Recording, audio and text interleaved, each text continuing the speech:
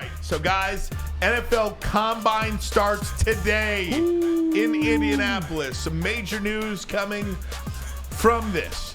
Caleb Williams will not throw. Jaden Daniels will not throw.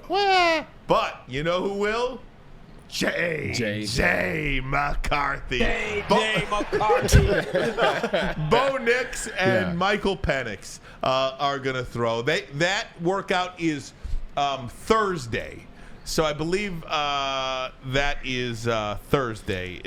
Saturday is the throwing. Saturday is the throwing for the quarterbacks. Yeah, Bo Nix and Michael Penix have thrown enough passes over 8 years. I don't even know why they have to participate. No, and all jokes, though. But, Ryan, you've talked about NFL veterans already. Oh, 100%. Pretty much. They're like year 5 in NFL. But, Ryan, you've talked about J.J. McCarthy. You've talked about where you believe he's going to go. You talked about where you believe he's going to be in relation to this draft and being the best quarterback in it.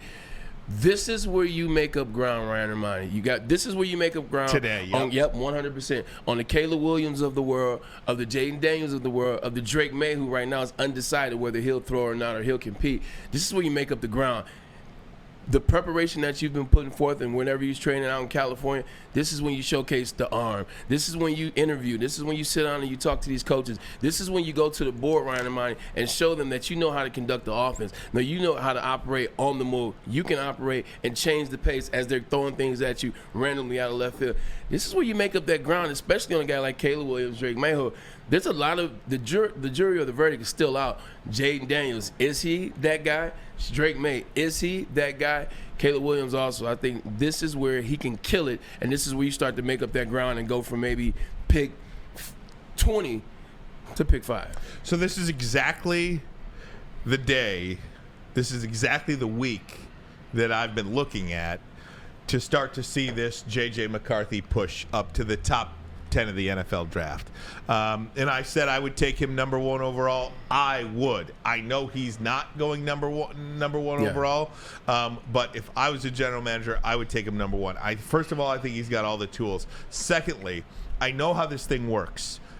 When you put a player like J.J. McCarthy around all of these NFL coaches, all of these scouts, all of these general managers, he is going to make them feel some kind of way. Yeah. He is going to make them fall in love with him.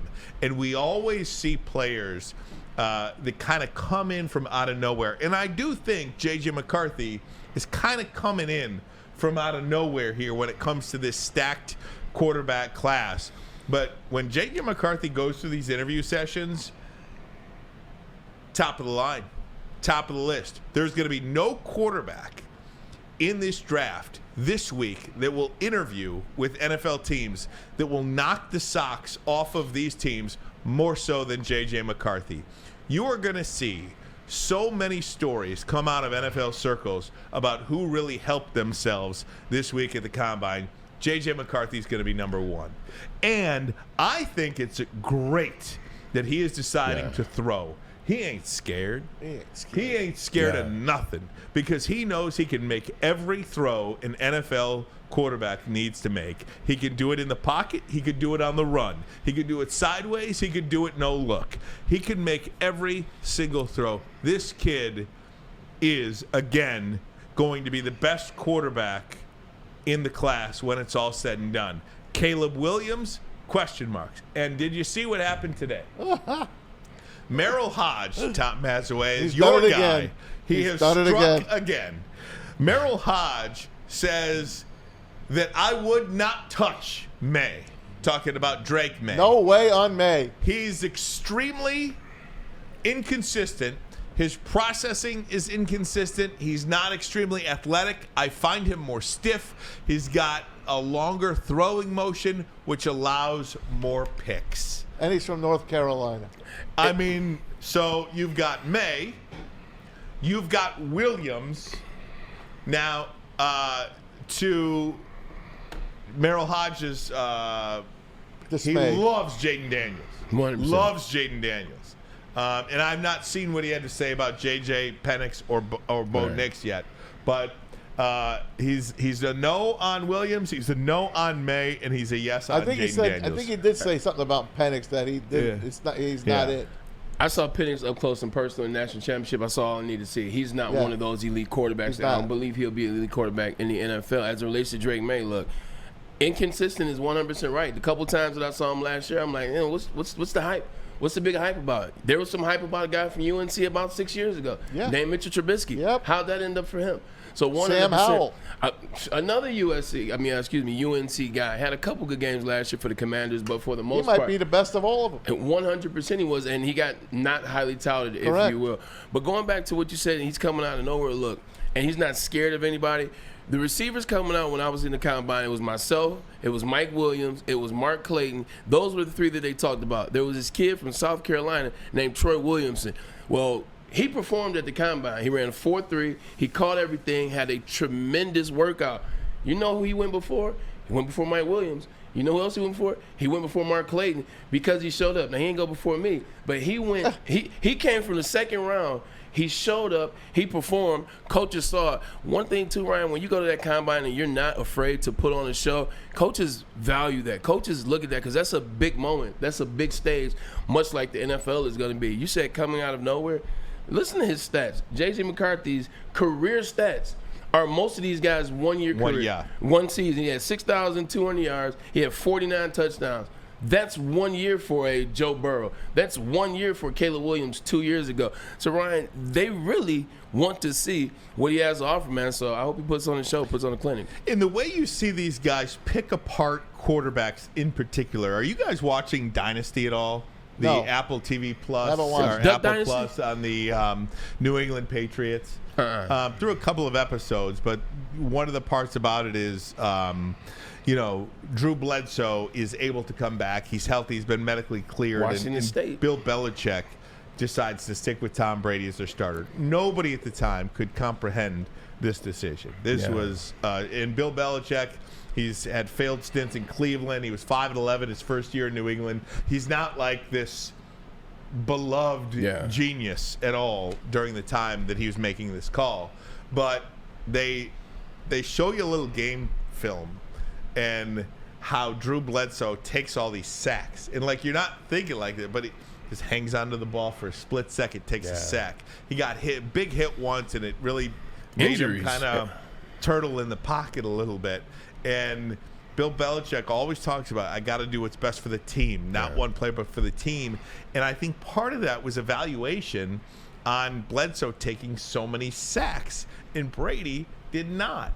And the reason why I say that is because I think when you really pick these guys apart, you can look at the stats all you want. And let me tell you the stats. But you can look at all the stats all you want. And like you said, some of these guys have one season. What J.J. McCarthy did in 2.5 years. But it's just, man, sometimes the eyes don't lie. The eyes don't lie. And when it comes to this player, it's tremendous. Now, also as part of the NFL Combine, Albert Breer was writing today. I think is he Monday Morning Quarterback or is he NFL Network? And either way, NFL Network, I think. I thought it was NFL Network. CBS even. I was reading him today, and he referred back to the Detroit Lions and Brad Holmes having an evaluation of 14 first-round grades on players last year in the NFL draft. They say an NFL draft is really good if you have about 16 to 18 first-round grades on players. Last year, the Lions had 14 first-round grades on players. This year, they believe there's 32 first-round grades. Ooh. They think this draft is tremendous and loaded with high-end talent. So we are here in Detroit. We're going to get to see a really good draft, and I'm really looking forward to that. 29th pick, though. Yeah. But based on what they're saying, a loaded draft, this means there's going to be a lot of players. The 29th pick isn't as bad as I think we think it is when you look at it like that. Usually when there's a lot of first-round grades, Ryan Ermanni, that means there's a lot of good offensive and defensive linemen in this draft, and I think this is one of the most loaded offensive lineman drafts we've had in about the last 20 years. No doubt. They need some help there, too. And you're getting a look at the Lions draft picks right now. 4 of the top 92 picks. And you look at those 2 third-round picks, right? I mean, there's no doubt 73 and 92 are getting bundled up to go up higher. Can I say something? And this is based on how good Brad Holmes has been picking late and making moves. Yeah, we have pick 29, we have pick 61. Am I the only one that's super excited about 73 and 92? No. Like, You won't see them. 73 true. and 92 are getting packaged together, I think. Let's act like we are. We're going up to the I'm more top excited 10. about that. I'm more excited about 73 and 92 than I am 29. Listen, man, we've got the show here in Detroit, and Brad Holmes spoke today. We'll talk about it. But one of the things he said is, Poker face. we got the pick 29. Who knows? We might not even have a pick in the first round. He threw that little tidbit out there, and you said it, Rye. There's no way in hell they're not picking in the first round. I don't care what Brad Holmes Just is saying. because of the fact that it's in Detroit. Correct. I do think that it plays a role Absolutely. in the decision-making Terry of Brad Foster told me I Holmes. was crazy for saying that. Like, remember we talked Yeah. to Terry? Yeah. Like, Terry was like, I don't think he cares about the first round. I'm like, I do disagree. think that plays a factor, plays a role in any decision making that Brad Holmes would make on any potential trade with that first round pick. To have an NFL draft in Detroit and to not have the local team pick on Thursday night, not going to happen. 100%. I'm sorry. I agree. It's not going to happen. If there was a round 1 and round 2 on opening night, but you are not bringing 300,000 people downtown on Thursday night. Everybody in the city of Detroit is so happy. They're waiting all night for their pick at 29. And then as your pick at 29 gets there, there's been a trade. The Detroit Lions have traded out of the first round. Ain't going to happen, guys. No They'll way in storm hell. the stage. Yeah. Maz, will the 29th pick for the Detroit Lions this year, if drafted at 29, no bundles, no Be about moves, 11 no moves. o'clock at night. Okay, you're not lying about that because draft starts at what, 7:45, 8? Something like that. Will he be the most beloved Lion for the simple fact that he's a first round pick and the draft is in How Detroit? exciting. Yeah. Because it'll always be like excited. reminiscent of that moment, if you will. Depends who he is.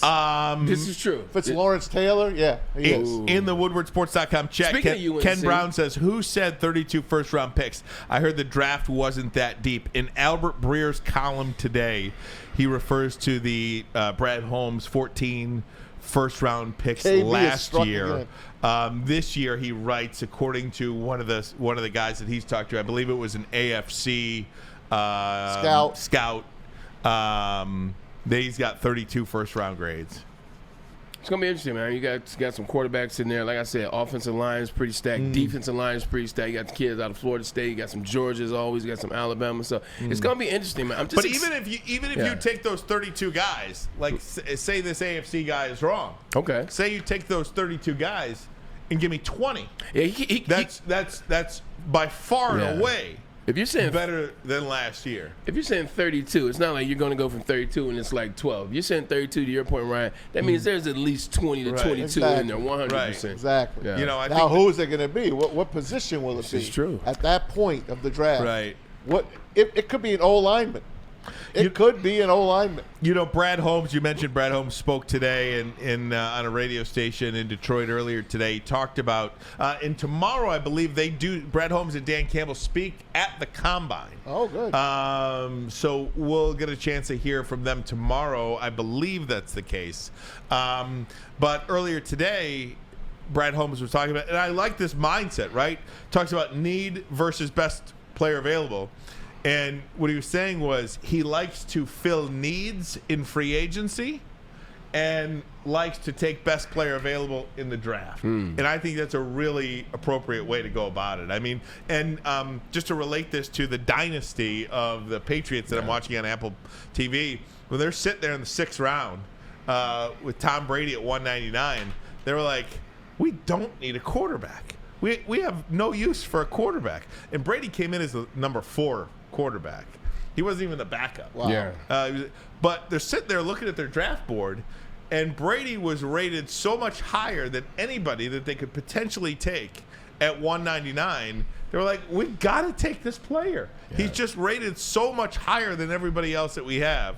So Wow. that's why they took him. That makes a lot of sense. And Brett Holmes kind of seems like he follows that mindset. That makes a lot of sense. You know, if you get the best available player in free agency, is that player going to fit your culture? Is that player going to fit in with what you've already built? Is that player going to come here and change it up a little bit? Is that player going to come in versus when you pick him in the draft, that guy's coming to your team. He's excited. I still remember going to the Browns. Look, I can crack all the jokes I want to about the Cleveland Browns, man, about the mistake by the lake and blah, blah, blah. At the end of the day, I got drafted by an NFL team, which was my dream. So when I got to Cleveland, I was excited. I was ready, boots on ground. Let's get it. That's how these guys are going to be when you draft them, the best available talent on the board. They're coming here. They're ready to play, especially when your team is as good as the Detroit Lions were last year in the NFL. Let me ask you this, because I did hear Brad Holmes speak about free agency. And I really don't like what he said. What he basically said is, I don't believe in going after, we only need one player to put us over the top. I don't believe in that. He says, what if you take that player and he's with you all camp and then he's not with you in October and November? I guess he gets hurt. I'd rather have, and he didn't say depth, but the way he spoke, he's like, I'd rather just have depth at each position. But I could poke holes in that. Because if you say that, you're going to tell me, let's just say Montez Sweat. I'm just going to throw his name out there. He changed that Bears defense. Am I wrong at that? Not at all. Okay. Are you going to tell me if the Lions had signed him last year instead of letting him go to the Bears? Then you have to pay him. I get all of that. But the Lions have almost $60 million. A lot of cap room now. True. Okay? Let me say that. If you had signed Montez Sweat and you liked him and you thought he was going to fit your culture, do you believe the Lions would not have improved on the defensive line and secondary last year? Do you believe they would have improved if you had Montez Sweat? They definitely would have, but it's about what they would be able to do this offseason. It's about what the moves that they would be able to make in the free agency this year in terms of bringing in extra players. Because you just see what his deal was, too, once he got to the Chicago Bears. I get that. Upwards of $100 million. But is he a bad player or is he a good player? He's a damn good player. You saw with the Bears. Yes. Shoot, they beat the Lions. Yes. They beat the Lions when they played them the second time. So 100% he affected. But that was a trade deadline move versus a Chris Jones, who was a unrestricted free agent, et cetera, et cetera. I know that. Yeah. But him saying that one player can't put you over, I disagree with that. A team that's stocked like this Lions team Just look is at the stocked. Red Wings and Patrick Kane. I just think a player of that magnitude and going forward in this free agent class, I think if you go out and sign one of the big talents out there, I do believe that it could put you over the top. You know what I think about that, though, man? It's like, I agree with you 100%. He's wrong on that, but I think it's because of how the culture has been built here. Like, no player is above another player. Like, Amon-Ra St. Brown is the same as Jamison Williams, is the same as Aiden Hutchinson, and Frank Ragnow. You can go down the list. That's how they built this team. It's family. It's, it's all of it. It's not one individual player. And I think his mindset is letting the players know that not one person is going to come here and be above you guys that are already here. Like he always says, I love every guy in this room. Good and call. I think that's more so what it is, Good him call. trying to like convey that message out loud to the team as opposed to him truly believing in that. But to me, this is a big off season. Yeah, it is. And if there's a guy out there that you think can really put you over, but you got to pay a little bit more for him, I say go ahead and do it. Oh, gosh, absolutely. Go ahead and do it. Mass, absolutely. But they're signing players on cheap deals. This is what they've been doing. They got CJ on a one-year deal. They got Emmanuel Mosley on a one-year prove-it deal. Cam Sutton they gave a little bit more to. And you lost two of those guys to injuries. I don't know. I just think sitting back and letting these big names go, there are people out there that can help this team. I think also, too, Brad Holmes plays poker. We watched Brad Holmes play poker for the better part of 2.5 years now in terms of all season during the draft. I think it's a poker hand, too. There may be a huge – this is the biggest offseason for Brad Holmes. This is the biggest one he's had so far. I agree. You got to the NFC Championship last year doing it your way, building it the way you did it, but you didn't get over that hump. This is a chance for Brad Holmes to make that move, to bring those guys in. So I think it's a bit of a poker face, if you will. Something's on the horizon, Ryan Ermanni. That's just my estimation. And Brad Holmes has not really shown that he's been as successful in signing free agents good call. as he has in the draft. I think that has been an area of weakness. Correct. For Brad Holmes, it's the free agents. And look, Because you're playing it cheap. and you sign guys and they get hurt. There's not a lot you can do about it. I understand that. But CJ didn't play all year. Emmanuel Mosley didn't play all year. Ran his mouth all year. Cam Sutton got cooked more so than than he did. Yeah. The 2 wide receivers he brought in year Perriman. one, Brett Perriman and Mike Williams, didn't even make the team out of camp. Yeah. DJ Chark was a nice player for this team. Yeah. Marvin Williams didn't do anything for these guys No. at all. They have been less than big time splashes, or really less help than anything. Yeah. When it injuries, comes to too. the free agency, draft is completely home run city. Correct. You can't even touch that. That's why I used to be a big mock draft guy. Not even looking at him. Right. I used to race to the computer. But that's because we were top 10. I understand, but even now, I used to race to the computer to see who had the latest mock draft up. Right. I haven't looked at one mock draft, and I can't even tell. Mock drafts to me don't do anything because We have a winning team now. Yeah. not only do we have a winning team, but this guy that's picking the players for Detroit, Knows what he's doing. he's pretty darn good. This is true. And So far, so good. And he's out of the box on, you can't take a running back that high, and you certainly can't take a safety that, or a tight end. He knows what he's doing in the draft. I do think free agency, his picks have been less than stellar. 100%. Thinking about it, and you brought up DJ Chark. If you look at a lot of the free agency moves that he's made, a lot of injured guys.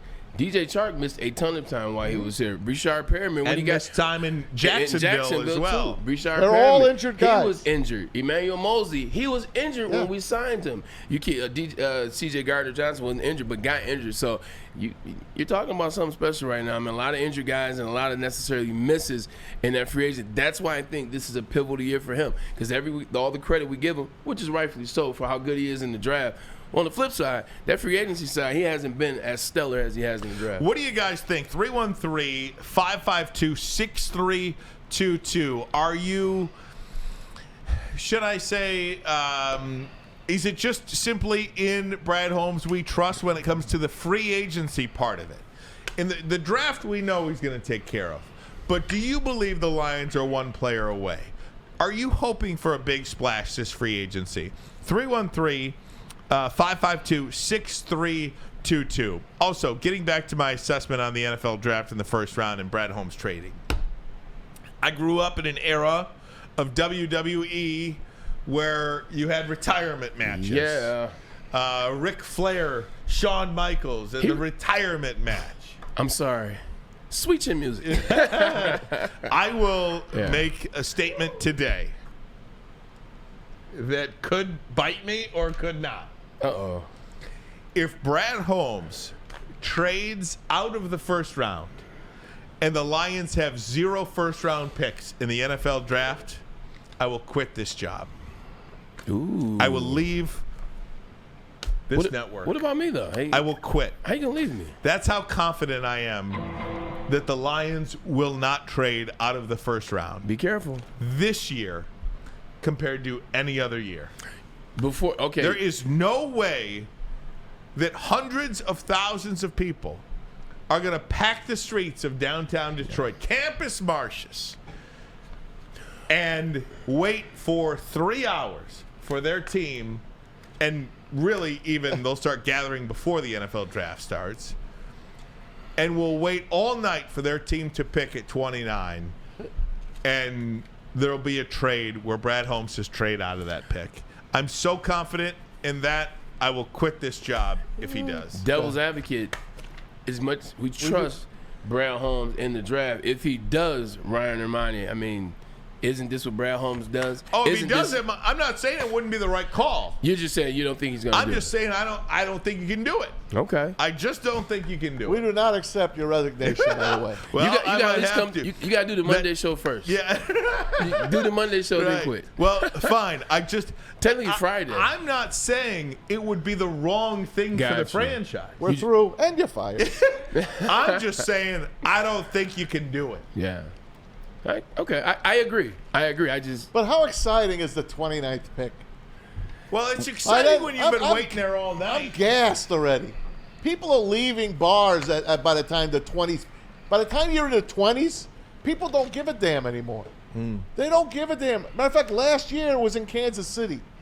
I don't even remember who the hell Kansas City took last year with their first pick. Let's look back and see who the Chiefs picked at like 31. the DB. Who'd they wind up taking? They got a DB. Whoever they took probably turned out pretty damn good. All right, let's see To here. begin with. I'll tell you right now. But who I'm they took. interested. Who did they pick last year when Kansas City Didn't they get the was DB? mobbing Arrowhead? Didn't they get the DB started? They got. I just. Who was it? Uzama. Oh, D lineman. Okay. You know who the 29th pick was last year? Who? Brian Brisset. Remember we Oh, saw Brian Brisset. Remember he was mocked to Detroit. You know who was at 28 1000%. last year? Who? Miles Murphy. Oh, How many Miles times was he Murphy. mocked to Detroit? Texas right?